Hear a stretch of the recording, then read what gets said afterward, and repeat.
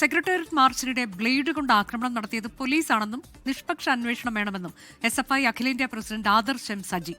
വിദ്യാർത്ഥി സമരത്തെ പോലീസിനെ ഉപയോഗിച്ച് അടിച്ചമർത്തുന്നു എന്ന് ആദർശ് എം സജി ആരോപിച്ചു.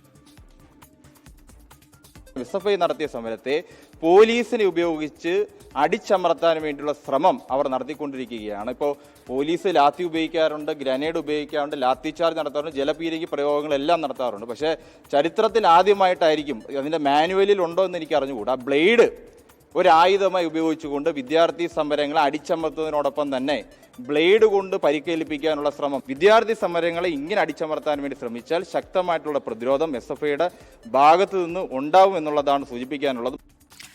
സൗജന്യ ഡിഗ്രി വിദ്യാഭ്യാസത്തിൽ വ്യക്തത വരുത്താൻ ഇതുവരെയും UDF സർക്കാർ തയ്യാറായിട്ടില്ല എന്നും ആദർശ് എം സജി പറഞ്ഞു. പ്രഖ്യാപിച്ച തീരുമാനം നടപ്പിലാക്കിയില്ലെങ്കിൽ പ്രതിഷേധവുമായി മുന്നോട്ടെന്നും SFI വ്യക്തമാക്കി.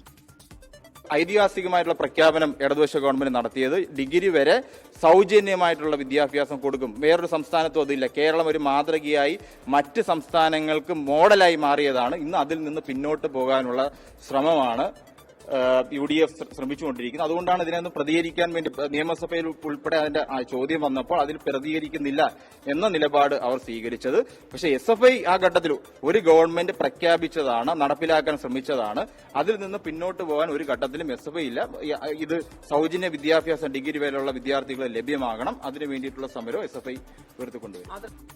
മുഖ്യമന്ത്രി VD സതീശനെതിരെ SFI അഖിലേന്ത്യാ പ്രസിഡന്റ് ആദർശ് എം സജി രംഗത്തെത്തി. അധികാരത്തിലേറിയപ്പോൾ ദാമോദര മേനോൻ സതീശൻ, പിന്നീട് പൂക്കി സതീശനായി, ഇപ്പോൾ ബക്കാടി സതീശനായി എന്നും ആദർശ് എം സജി പരിഹസിച്ചു.